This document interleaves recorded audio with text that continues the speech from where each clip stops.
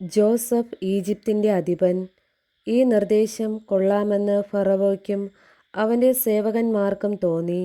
ഫറവോ സേവകന്മാരോട് പറഞ്ഞു, ദൈവത്തിൻ്റെ ആത്മാവ് കുടികൊള്ളുന്ന ഇവനെപ്പോലെ മറ്റൊരു മനുഷ്യനെ കണ്ടെത്താൻ നമുക്ക് കഴിയുമോ? ഫറവോ ജോസഫിനോട് പറഞ്ഞു, ദൈവം ഇക്കാര്യമെല്ലാം നിനക്ക് വെളിപ്പെടുത്തി തന്നിരിക്കുന്നത് കൊണ്ട് നിന്നെപ്പോലെ വിവേകിയും ബുദ്ധിമാനുമായ ഒരാൾ വേറെയില്ല. നീ എൻ്റെ വീടിന് മേലാളായിരിക്കും. എൻ്റെ ജനം മുഴുവൻ നിന്റെ വാക്കനുസരിച്ച് പ്രവർത്തിക്കും.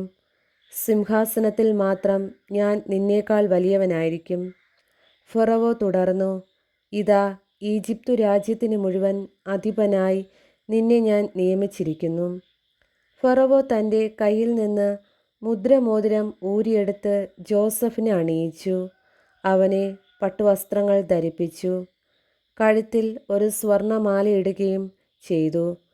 അവൻ തൻ്റെ രണ്ടാം രഥത്തിൽ ജോസഫിനെ എഴുന്നള്ളിച്ചു. മുട്ടുമടക്കുവിൻ എന്ന് അവർ അവന് മുൻപേ വിളിച്ചു പറഞ്ഞുകൊണ്ടിരുന്നു. അങ്ങനെ ഫറവോ അവനെ ഈജിപ്ത് മുഴുവൻ അധിപനാക്കി. ഫറവോ ജോസഫിനോട് പറഞ്ഞു, ഞാൻ ഫറവോ ആണ്. നിന്റെ സമ്മതം കൂടാതെ ഈജിപ്ത് ദേശത്തിലെങ്ങും ആരും കയ്യോ കാലോ ഉയർത്തുകയില്ല. അവൻ ജോസഫിന് സാഫ്നത്ത് ഫാനേയ എന്ന് പേരിട്ടു. ഓനിലെ പുരോഹിതനായ പോത്തിഫറായുടെ മകൾ അസ്നത്തിനെ അവന് ഭാര്യയായി കൊടുക്കുകയും ചെയ്തു. ജോസഫ് ഈജിപ്ത് മുഴുവൻ സഞ്ചരിച്ചു. ഈജിപ്തിലെ രാജാവായ ഫറവോയുടെ സേവനത്തിൽ പ്രവേശിച്ചപ്പോൾ ജോസഫിന് 30 വയസ്സായിരുന്നു. ഫറവോയുടെ മുൻപിൽ നിന്ന് പോയി.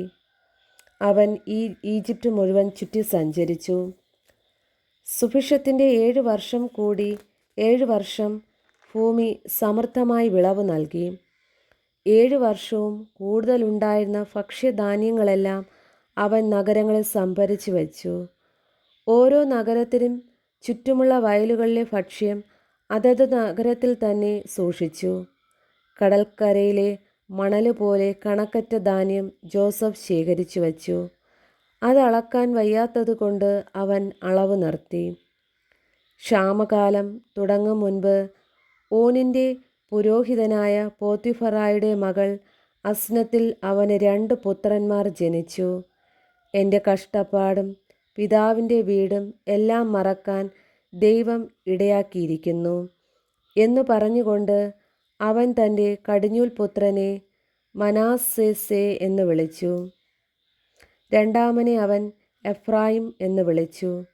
എന്തെന്നാൽ കഷ്ടതകളുടെ നാട്ടിൽ ദൈവം എന്നെ സന്താന പുഷ്ടിയുള്ളവനാക്കിയിരിക്കുന്നു എന്ന് അവൻ പറഞ്ഞു. ഈജിപ്തിലെ സമൃദ്ധിയുടെ 7 വർഷം അവസാനിച്ചു. ജോസഫ് പറഞ്ഞതുപോലെ ക്ഷാമത്തിൻ്റെ 7 വർഷങ്ങൾ ആരംഭിച്ചു. എല്ലാ നാടുകളിലും ക്ഷാമമുണ്ടായി. എന്നാൽ ഈജിപ്തിൽ ആഹാരമുണ്ടായിരുന്നു. ഈജിപ്തിലെല്ലാം ക്ഷാമമായപ്പോൾ ജനങ്ങൾ ഫറവോയുടെ അടുക്കൽ ആഹാരത്തിന് അപേക്ഷിച്ചു. അവൻ ഈജിപ്തുകാരോട് പറഞ്ഞു, ജോസഫിൻ്റെ അടുത്തേക്ക് ചെല്ലുക, അവൻ നിങ്ങളോട് പറയുന്നത് പോലെ ചെയ്യുക. ദേശത്തെല്ലാം പട്ടിണി വ്യാപിച്ചപ്പോൾ ജോസഫ് കലവറകൾ തുറന്ന് ഈജിപ്തുകാർക്ക് ധാന്യം വിറ്റു. ഈജിപ്തിൽ പട്ടിണി വളരെ രൂക്ഷമായിരുന്നു.